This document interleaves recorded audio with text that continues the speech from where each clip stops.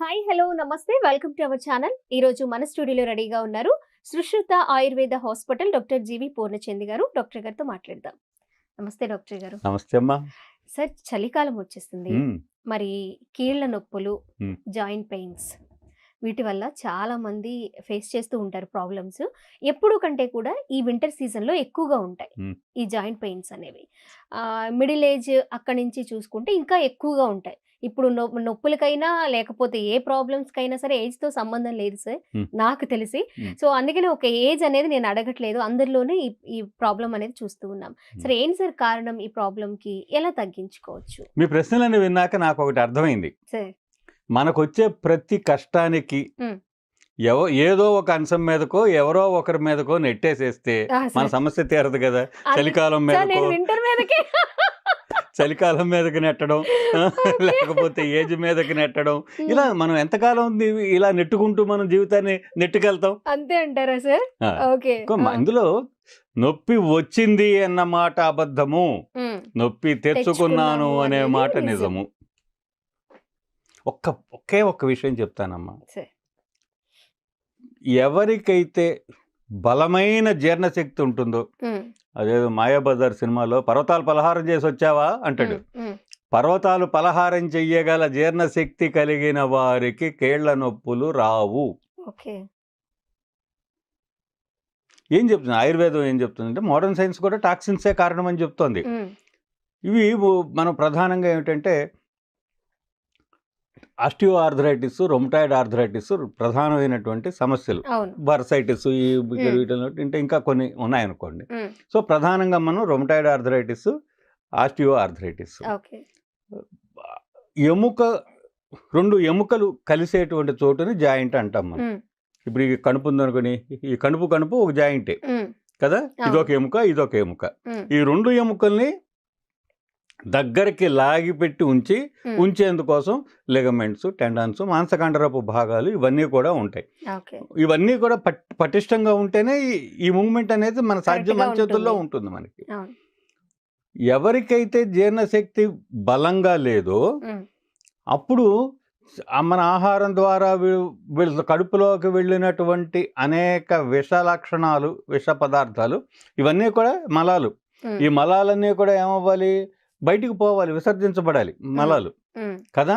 ఇవి సక్రమంగా జీర్ణ ప్రక్రియ సక్రమంగా లేనప్పుడు ఈ మలాలు ఎక్కడ చేరతాయి అంటే తిన్నగా వెళ్ళి వాటికి ఒక సంకేత స్థలం ఉంటుంది. ఓకే. దొంగల ముఠాలు ఎక్కడుంటారో ఆ వాళ్ళ గుహల్లో, మన స్థావరాలు పాత సినిమాలో వాళ్ళకున్నట్లు. గుహల్లో చూపిస్తారే అలాగా ఈ ఈ మలాలన్నీ కూడాను ఈ టాక్సిన్స్ అనే హ్మ్. విష లక్షణాలు, లేకపోతే విషపు అంశాలు ఇవి ఎక్కడ చేరతాయి అంటే జాయింట్స్ మధ్య చేరతాయి. ఓహ్! చేరి అక్కడ రెండు జాయింట్ల మధ్య ఇవి ఒకదానికొకటి గుద్దుకోకుండా ఉండేందుకోసం హ్మ్. ఒక మెత్తటి మెత్తటి ఎముక పదార్థంతో చేసినటువంటి హ్మ్. మృదువైనటువంటి ప్యాడ్స్ ఉంటాయి. ఓకే. దాన్ని డ్యామేజ్ చేస్తాయి. హుహు. అర్థమైందండి. ఇప్పుడు ఓకే. మోకాలు ఉందనుకోండి, మోకాలు మొత్తం మనకి కింద రెండు ఎముకలు, పైన ఒక ఎముక, మధ్యలో ఒక మోకాటి చెప్ప, హ్మ్. మొత్తం 4 ఎముకల సముదాయం అది. హ్మ్. ఇవి ఒకదానికొకటి గుద్దుకోకుండా ఉండేందుకోసం మధ్యలో కార్టిలేజ్ అనేటువంటి ఒక మెత్తటి ఎముక పదార్థం. ఇప్పుడు ఈ ముక్కు ఉందనుకోండి, ఇది కూడా ఎముకే. హ్మ్. ముక్కు కూడా ఎముకే, చెవి కూడా ఎముకే, కానీ మెత్తటి మెత్తటి ఎముక. ఎముక. మృదులాస్థి అంటాం మనం వాటిని. సరే. సో ఈ మెత్తటి ఎముక పదార్థం ఒక ప్యాడ్ లాగా ఉండి, హ్మ్. కుషన్ లాగా ఉండి, ఇవి ఎముకలు ఒకదానికొకటి రాచుకొని రాసుకోకుండా సపోర్ట్ ఇస్తుంది. డ్యామేజ్ అవ్వకుండా చేస్తుంది. ఓకే. ఈ టాక్సిన్స్ అక్కడ చేరతాయి. హ్మ్. ఈ టాక్సిన్స్ని ఆయుర్వేదంలో ఆమం అంటాడు. ఆమం హుహు. అంటే undigested food. Okay. Undigested food contains హ్మ్. టాక్సిన్స్. విష పదార్థాలు కలిగినటువంటి ఈ అన్డైజెస్టెడ్ ఫుడ్ ఏదైతే ఉందో హ్మ్. అది ఈ ఎముక సందుల మధ్య జాయింట్స్లో ఉండేటువంటి మెత్తటి ప్యాడ్స్గా ఉన్నటువంటి కార్టిలేజ్ మీద దాడి చేసి దాన్ని దెబ్బతీస్తాయి. దీన్నే మేము ఆయుర్వేదంలో ఆమవాతం అంటాము. హ్మ్. ఆధునిక వైద్య శాస్త్రంలో ఆస్టియో ఆర్థరైటిస్ అంటారు. ఓకే. ఈ కార్టిలేజ్ డ్యామేజ్ అయిన తర్వాత ఎముకలు ఏమవుతాయి? గుద్దుకుంటాయి ఒకదానికొకటి. హ్మ్. ఒకదానికొకటి రాపిడ్ పెరుగుతుంది. రాపిడ్ వల్ల వాచిపోతాయి. ఇవన్నీ కూడా జరిగితే రొమటాయిడ్ ఆర్థరైటిస్ అంటారు. ఆర్థరైటిస్ వస్తుంది. సో మూలం ఎక్కడుంది? జీర్ణ అజీర్తి వ్యవస్థ. దగ్గరుంది. సో ఆవు వ్యాసం లాగా ఉమ్. చివరికి మళ్ళీ అన్ని చేసి అన్ని మళ్ళీ మళ్ళీ చేసి పొట్ట అక్కడే దగ్గరికే మనం వస్తుంది చేరతాం. వస్తుంది. ఓకే. అందుకనే జీర్ణశక్తి పదిలంగా ఉంటే ఏ రోగాలు రావు. రావు. జీర్ణశక్తి మందంగా ఉంటే ఉమ్. అన్ని రోగాలకు తలుపులు తెరిచినట్టే. ఓకే సార్, అర్థమైందండి? అర్థమైంది ఇది సార్. ఈ కీళ్లవాతం అనే దాన్ని ఉమ్. ఈ కోణంలోంచి అక్కడి నుంచి మొదలు పెడితే ఉమ్. చాలా తేలికగా అరిగే ఆహారం తీసుకున్న వాళ్ళకి నొప్పులు చాలా అదుపులో ఉంటాయి. ఉమ్. సరే, ఆల్రెడీ నొప్పులు స్టార్ట్ అయిపోయిన వాళ్ళకంటే ఎప్పటి నుంచో ఈ పెయిన్స్ ఉన్న వాళ్ళు ఇప్పటి నుంచైనా వాళ్ళ లైఫ్ స్టైల్లో అంటే ఫుడ్ విషయంలో కొన్ని Yes. జాగ్రత్తలు పాటిస్తే ఖచ్చితంగా దీని నుంచి బయటపడొచ్చు అంటారా? శరీరమే తను సరి చేసుకుంటానికి ఎప్పుడూ ప్రయత్నం చేస్తుంది. ఓకే. మనమే సరి కానివ్వం. ఉమ్. ఓకే. ఎప్పుడూ కూడా రిపేర్ చేసుకోవడం అనేది శరీరానికి సహజమైనటువంటి లక్షణం. ఉమ్. ఇల్లు తనను తాను రిపేర్ చేసుకోలేదు, అవును. కానీ శరీరం తనను తాను రిపేర్ చేసుకోగలదు, ఓకే. తనను తాను బైపాస్ చేసుకోగలదు. ఉమ్.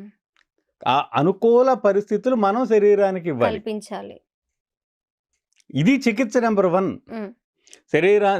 చికిత్స ప్రిస్క్రిప్షన్ నెంబర్ 1 ఏంటంటే ఉమ్. శరీరం తన పని తాను చేసుకోనివ్వండి, శరీరాన్ని తన పని తాను తను చేసుకోనివ్వండి. ఓకే. మళ్ళీ కార్టిలేజ్ని మనం తీసుకున్న ఆహారం ద్వారా బోళ్ళంత కాల్షియం ఇవన్నీ మనం తీసుకుంటాం కదా. అవును. అందుకనే శరీరాన్ని ఎండబెట్టాలి. ఉమ్. కీళ్ళ నొప్పులు వస్తున్నాయి అంటే మొట్టమొదటి చేయాల్సిన పని ఏమిటి? తగినంత కాల్షియం అందించాలి. తగినంత కాల్షియం అందించాలంటే తగినంత డి విటమిన్ ఇవ్వాలి. ఉమ్. తగినంత డి విటమిన్ ఇవ్వాలంటే తగినంత ఎండ పడాలి. అవును. ఇవాళ ఏమైంది, అపార్ట్మెంట్ కల్చర్ వచ్చిన తర్వాత ఇంటి మీద ఇల్లు, వస్తుంది. ఇంటి పక్కన ఇల్లు కూడా మన ఇంటి మీదకే ఉన్నట్టుగా వస్తుంది. ఉంటుంది. అవును. దీంతో 2 ఇళ్ల మధ్య ఎక్కడ ఎండపడని పరిస్థితి. ఉమ్. సో ఎవరు కూడా ఏ ఇంట్లో పగలు లైట్లు వేసుకుంటున్నారో ఉమ్. ఆ ఇంట్లో కీళ్ల నొప్పుల రోగులు ఉంటారు. ఓకే. పగలు లైట్ వేసుకున్నామంటే అర్థం ఏంటి? ఇంట్లోకి గాలి వెళ్తురు ఎండ రావట్లేదు. లేవని అర్థం. అవును. చాలుగా అసూర్యం పసి అంటారు. అసూర్యం పసి అంటే సూర్యుడు తగలనటువంటి శరీరాలు. ఓకే. మనం ఏదైనా పనులను ఉన్నా కూడా సాయంత్రం చల్లబడ్డాక ఇప్పుడు ఎక్కువ మంది హౌస్ వైఫ్స్ అని చెప్పుకుంటాం. మనం ఇది ఒక విచిత్రమైన పదం. ఉమ్. హౌస్ వైఫ్ అంటే ఏమిటో నాకు అర్థం తెలియదు, ఉమ్. కానీ చాలా ఘనంగా వాడుతూ ఉంటారు చాలా మంది. అవును. అంటే ఉద్యోగం చెయ్యకుండా ఇంట్లోనే ఉండి ఇల్లు బాధ్యతలు నిర్వర్తించేటువంటి, నేను ఒక విధంగా చెప్పాలంటే హౌస్ మేనేజర్స్. ఉమ్. ఇల్లాలు అంటే హౌస్ మేనేజర్, అవును. కానీ ఈవిడ హౌస్ వైఫ్ అని చెప్పుకుంటుంది. ఆ మాట చాలా ఇబ్బంది కలిగించే మాట. ఈ హౌస్ వైఫ్ అంటే హౌస్ కి వైఫ్ అనా సార్ అర్థం? ఈ- హస్బెండ్ కాదు, హౌస్ కి వైఫ్. అట్లా హౌస్ వైఫ్లు అనబడే వ్యక్తులు ఏం చేస్తున్నారు? ఎండలోకి రారు. ఎండ వాళ్ళకి తగిలే అవకాశం ఉండదు.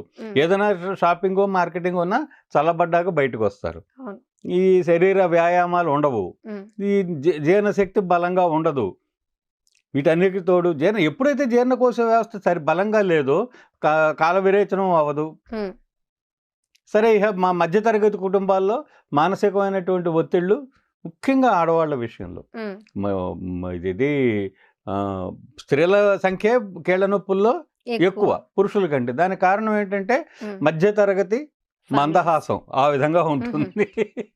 ఈ మధ్యతరగతి మందహాసం ఏంటంటే పైకి చెప్పుకోలేరు, లోపల దాచుకోలేరు. ఇవన్నీ కూడా మానసికమైనటువంటి ఒత్తిళ్ళు. తర్వాత ఏమో ఆహారం సరైనటువంటి తీరులో ఉండకపోవటం, జీర్ణశక్తి బలంగా లేకపోవటం, శరీరానికి తగిన వ్యాయామం లేకపోవటం, ఇవన్నీ కూడా కీళ్ల నొప్పుల రోగులను పెంచడానికి కారణమవుతున్నాయి కదా. ఇవన్నీ పక్కన పెట్టే మందు చెప్పండి అంటే ఏం చెప్తాం మనం? రైట్. సో దీనికి మందు అనేది మందులు ఉన్నాయి. ఏమి చేయాలి మందులు అంటే ట్రీట్మెంట్ గురించి నేను మాట్లాడను. ఇంట్లో మనం ట్రీట్మెంట్ అనే ఆస్పెక్ట్ ఎప్పుడు డాక్టర్ గారికి వదిలేద్దాం. మనకిగా మనం ఏం చేసుకోవాలి అంటే, ఇదంతా కూడా వాతం మూలన జరుగుతోంది కాబట్టి వాతాన్ని హరించేటువంటి, వాతాన్ని తగ్గించేటువంటి ఆహార పదార్థాలను, లేదా శరీర వ్యాయామాన్ని, లేదా మానసికమైనటువంటి సంతోషం, సంతృప్తి అని వాతాన్ని తగ్గిస్తాయి. ఇవి మనం పాటిస్తూ మనం జీర్ణశక్తిని కాపాడుకుంటూ ఉంటే ఎట్టి పరిస్థితుల్లోనూ కీళ్ల నొప్పులు మన అదుపులోనే ఉండి తీరతాయి. ఒకప్పుడు ఉండేవి కానీ ఇప్పుడు అంత లేవు అని చెప్పినది. మీరు ఆపరేషన్కి వెళ్లాల్సిన పరిస్థితులు రాకుండా చేయాలి అంటే ఈ జాగ్రత్తలు అవసరం అవుతాయి. ఇది చాలా ముఖ్యమైనటువంటి విషయం అన్నమాట. సో ఇప్పుడు మనం చేయవలసింది ఏమిటంటే, ఫస్ట్ మనకి తేలికగా ఆహారం జీర్ణం అయ్యేలాగా చేసేందుకోసం మొట్టమొదటి చెప్పాను నేను, అన్నీ చాలా తేలికగా అరిగే ఫుడ్సే తీసుకోండి. Hard foods, hardly digestible foods వద్దు. చాలా తేలికగా అరిగిపోయే ఆహార పదార్థాలు తీసుకోండి. Point number 1. పాయింట్ నెంబర్ 2, వాము 1, శొంఠి 1, అల్లం 1. ఈ 3 కూడా మనకి జీర్ణశక్తిని పెంపు చేసేటువంటి విషయాలు. అయితే ఇవాళ ఇడ్లీ చట్నీ దగ్గర నుంచి మొదలుపెట్టి అన్నిట్లోనూ అల్లం వెల్లుల్లి పేస్ట్ విపరీతంగా గుప్పిచ్చేస్తున్నారు. అల్లము వాతాన్ని తగ్గిస్తుంది, వెల్లుల్లి వాతాన్ని తగ్గిస్తుంది. కానీ ఈ అల్లం వెల్లుల్లి పేస్ట్ అన్నిట్లోనూ విపరీతంగా గుప్పించడం వలన మోతాదు పెరిగి ఓవర్ డోస్ అవుతుంది. ఓకే. దాన్ని తగ్గిస్తే అల్లం మనకి బాగా మేలు చేస్తుంది, వెల్లుల్లి కూడా మేలు చేస్తుంది. తర్వాత బరువు తగ్గమనేది ఒక చెప్పదగినటువంటి సూచన. కానీ సన్నగా బక్కగా గాలి వస్తే పడిపోయే వాళ్ళకి కూడా కీళ్ళ నొప్పులు ఉన్నాయి. కాబట్టి బరువు తగ్గడం అనేది లావుగా ఉన్న వారికి మాత్రమే సూచించేది, కానీ మనుషులందరికీ చెప్పేటువంటి సూచన కాదు. అలాగే డైరీ ప్రోడక్ట్స్ మానేయండి. అసలు మనుషులందరూ పాలు, పెరుగు, మజ్జిగ తీసుకోవడమే ఒక తప్పు అన్నట్టుగా ప్రచారం చేస్తున్నారు. ఇవన్నీ కూడా మనకు అపోహలకు దారి తీసేటువంటి తప్పుడు ప్రచారం. గట్టిగా చెప్పాలి అంటే, హాయిగా వాతం తగ్గాలి అంటే నెయ్యి, వెన్న చక్కగా తినాలి. తగినంత వ్యాయామం చేసుకోండి. వ్యాయామం పెంచండి అని చెప్పకుండా నెయ్యి మానేయమని చెప్పడం వల్ల నెయ్యి, నూనె అంటే కొద్దిపాటి వాళ్ళు అడిగే క్వశ్చన్ కూడా అదే కదా సార్. ఈజీగా తగ్గిపోవాలి, ఎక్సర్సైజ్ చేయకూడదు, డైట్ చేయకూడదు, బాడీకి ఎలాంటి కష్టం రాకూడదు, ఎలా? సో మీరు ఏది చూస్తే మనం చెప్పలేని పరిస్థితి అనమాట. అందుకనే నేనేం చెప్తున్నానంటే, నెయ్యి వెన్న చక్కగా వాడుకోండి. నెయ్యి వెన్న లేనటువంటి భోజనాన్ని రోక్ష భోజనం అంటాం. రఫ్గా ఉంటుంది, అది స్మూత్గా ఉండదు. దాంట్లో ఆ స్మూత్నెస్ వస్తే గానీ అది జీర్ణం కాదనమాట. సో ఆ స్మూత్నెస్ దానికి ఇవ్వాలంటే నెయ్యి వెన్న చక్కగా తీసుకోండి. ఓకే, తీసుకుంటే ఆహారం తేలికగా అరిగేటువంటి స్వభావాన్ని కలుగుతుంది. తగినంత వ్యాయామం చేయండి. ఏ జాయింట్ పట్టేస్తుందో ఆ జాయింట్కి మూవ్మెంట్ కనుక ఇస్తే లూబ్రికేషన్ పెరుగుతుంది. అదేమవుతుందంటే, ఇప్పుడు ఈ చెయ్యి ఇక్కడ నొప్పి ఉంది అనుకోండి, ఇటాగా పెట్టి కూర్చున్నాం అనుకోండి, ఆ తర్వాత ఈ చేతిని మళ్ళీ మనం మామూలు స్వాధీనంలోకి తేవాలి అంటే 1 నెల రోజులు దీన్ని బాగా మృదువుగా దీన్ని సరి చేస్తే తప్ప అవదు. ఎక్కువ బాగా నొప్పులు రావడానికి కారణం అదే. ఇప్పుడు కంప్యూటర్ దగ్గర కూర్చునే వాళ్ళు ఉంటారు, లేదా షాపుల్లో కూర్చునే వాళ్ళు ఉంటారు, ఆఫీసుల్లో కూర్చునే వాళ్ళు ఉంటారు. అంటే ఈ 4 అంకెలో కూర్చోవడం, ఎంతసేపు అదే పొజిషను. ఈ అదే పొజిషన్లో ఉండిపోవటం వలన ఏమవుతున్నాయంటే జాయింట్లు ఇంకొక కోణంలో కదలని పరిస్థితి వస్తాయి. అందుకనే తగిన వ్యాయామం. దేనికి వ్యాయామం అంటే, ఏ జాయింట్లను అయితే మనం సరిగా కదల్చటం లేదో ఆ జాయింట్లకు గనక మనం విడిగా వ్యాయామం గనక ఇస్తే ఈ బిగుసుకుపోవడం అనేటువంటిది ఉండకుండా ఉంటుంది. సో పొద్దున్నే మొదటి అల్లం వెల్లుల్లి పేస్ట్ వాడకాన్ని సాధ్యమైనంత తగ్గించండి. అది అంత మంచిది ఆహారం కాదు. శాకాహారంలో అల్లం వెల్లుల్లి పేస్ట్ ఎందుకండి? మాంసాహారంలో అల్లం వెల్లుల్లి కలిపామంటే అదేదో మాంసపు నీచు వాసన పోవడానికి కలిపారంటే అర్థం ఉంది. శాకాహారానికి ఎందుకు? అందుకని అల్లం వెల్లుల్లి పేస్ట్ లిమిట్ చేసి పర్టికులర్గా వెల్లుల్లిని కనుక మనం విడిగా తీసుకున్నట్లయితే మనకు మేలు చేస్తాయి. ఒక మనిషికి 2 రెబ్బల కంటే ఎక్కువ వెల్లుల్లి లోపలికి వెళ్ళకూడదు.